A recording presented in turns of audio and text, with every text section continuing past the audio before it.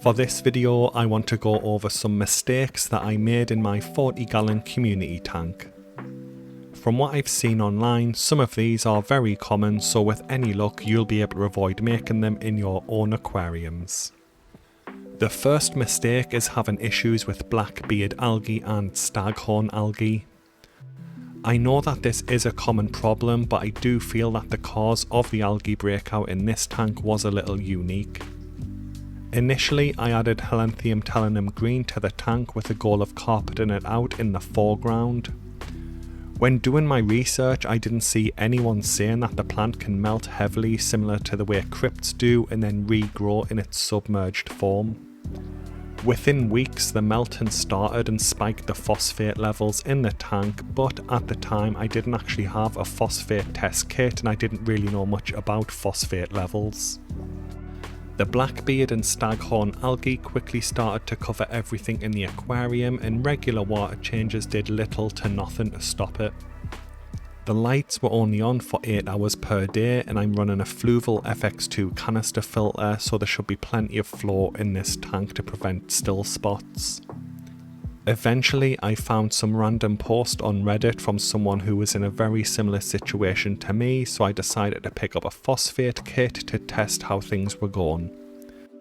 To my surprise, levels were far higher than they should have been, and I'm guessing that this is due to the Helanthium Tenellum Green melting right back and carpeting the tank in detritus.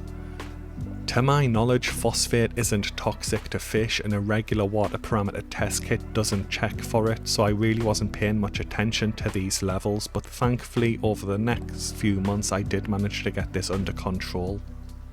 The next mistake is also related to algae and phosphate levels, but this time it's green spot algae, and until recently it was starting to cover the leaves of my anubias plants. This stuff started to grow at around the 4 months point, and it quickly started to take hold specifically on my anubias. My phosphate levels were still higher than they should have been at this point, even after removing the Helanthium Tenellum Green, and I couldn't work out what the issue was. I deep cleaned my filter for a video going over my Fluval FX2, and the phosphate levels in this aquarium dropped pretty much overnight, so I'm guessing that it was all of the detritus that had built up in the filter causing the issue. Within a week there was a noticeable decline on the green spot algae that was on my anubias plants, and it's been around a month since that deep clean now, and there's only small amounts of it left on the plant. Now this is my first canister filter, and there does seem to be a trend of people on YouTube and social media not servicing their canister filters for months at a time, but from now on I'm going to deep clean mine once every 4 to 6 weeks to try and prevent this issue in the future. The next mistake is adding too much Rotala rotundifolia to the background of the tank, because I have an absolute ton of stems in this aquarium. I decided to add this to try and counter the high phosphate levels in the tank, but it really didn't do much. The problem is, phosphate is only one nutrient, and it was the only one that I had in excess in this aquarium, but the fast grown Rotala can outcompete the slow grown plants in here for the other nutrients. I recently noticed problems with my Ludwigia Mini Super Red and my Echinodorus Rennie, so I'm not sure if this is due to the Rotala taking up a lot of nutrients, but it is playing on my mind that that could be one potential problem. The Echinodorus does have root tabs under it, and I recently decided to add another one to see if I can save the plant, but time will tell. I am thinking of removing some of the Rotala in here as well and potentially replacing it with slower grown Echinodorus plants in the background to try and counter this potential problem.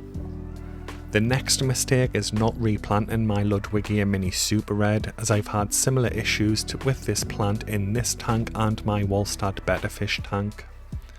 I've recently had someone messaging me saying that it's actually better to keep the stems below 5 inches or 13 centimeters when keeping this specific plant in a low-tech tank.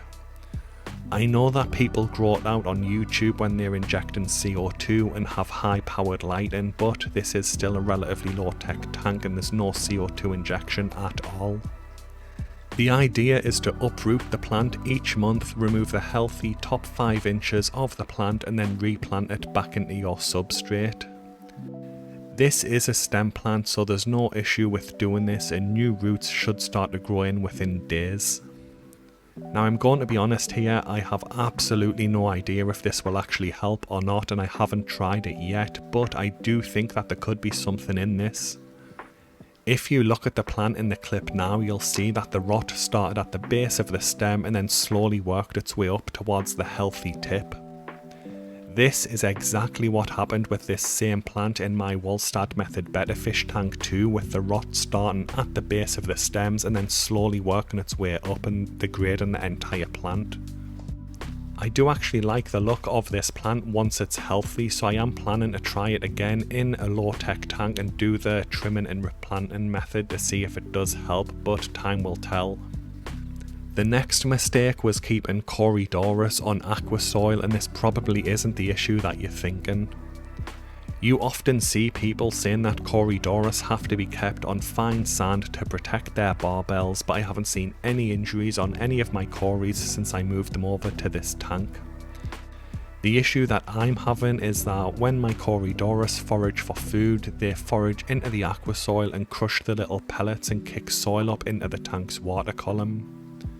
If you look at the tank from this angle, you can actually see a dip in the actual aqua soil in the centre where the Corydoras spend the majority of their time foraging for food because they've crushed so many of the soil pellets. Thankfully, I'm running an oversized canister filter for this tank size, so it doesn't really cause any problems with the soil kicking up into the water column and clouding it up. The issue is that some aqua soil products can be very expensive, so keep this in mind when planning your tank. One way to counter this could be to try and cap the aqua soil in the foreground of the tank with some type of sand or gravel when keeping Corydoras in this type of setup. So the rest of the mistakes that I feel that I made are all relating to stocking the tank, with the first one being my top, middle and bottom strategy. When doing the research for this tank, I saw a lot of people using a similar strategy where they'll keep top dwelling fish, mid dwelling fish and bottom dwelling fish in the same community tank. The idea is that the fish stick to their level of the water column, allowing you to keep more fish in a tank without them crossing into each other's areas. I chose gourami for the surface layer, Harlequin rasboras for the middle layer and tetras with Corydoras for the bottom layer. For the most part, this has worked well, and the fish do stick to their levels of the aquarium the majority of the time.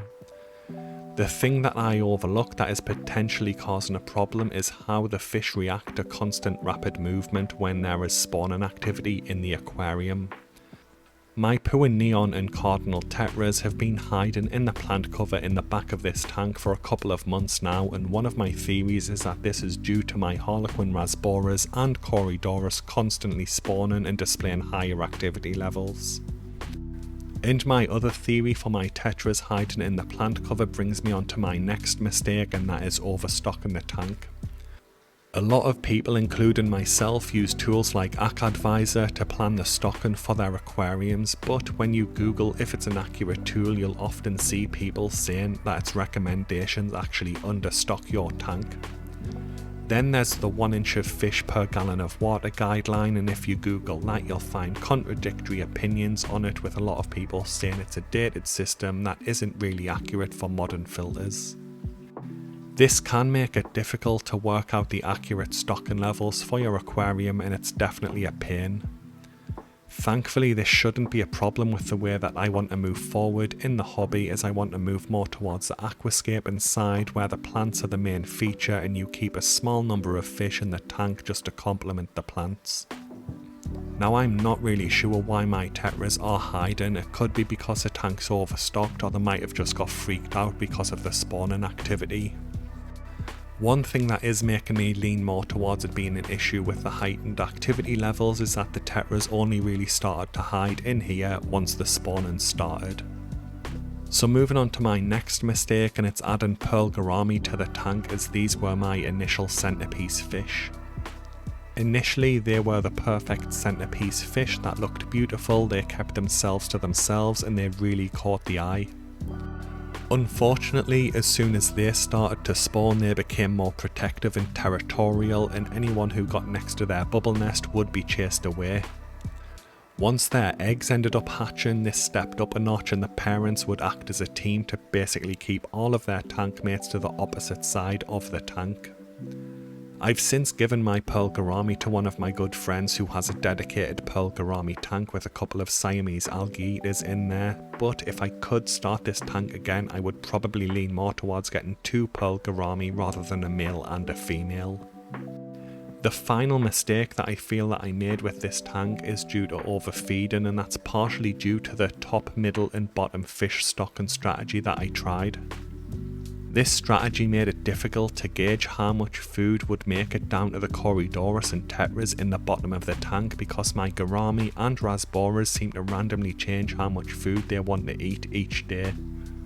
I used to overfeed the tank intentionally to try and guarantee that food would make it down to the Corydoras, but some days there would be a lot more food down there than others, and 2 of my Corys quickly started to put on weight. To counter this, I've changed the way I feed this tank, and when I start to feed all of my aquariums, I start with this one and add around half of the food that I want to, and then I'll feed all of my other tanks and then come back to this. Then I'll take a look at how much food's actually made it down to the substrate, and then I'll judge if I want to add more food or not. So far this actually seems to be working quite well, and 2 of the Corydoras that were overweight have quickly started to lose weight, but keep in mind they are still spawning, so the 2 females look a bit big but they are full of eggs. Anyway guys, that brings the video to an end. Hopefully it was helpful and you can avoid making these mistakes in your own aquariums. Thanks for watching and have a good day.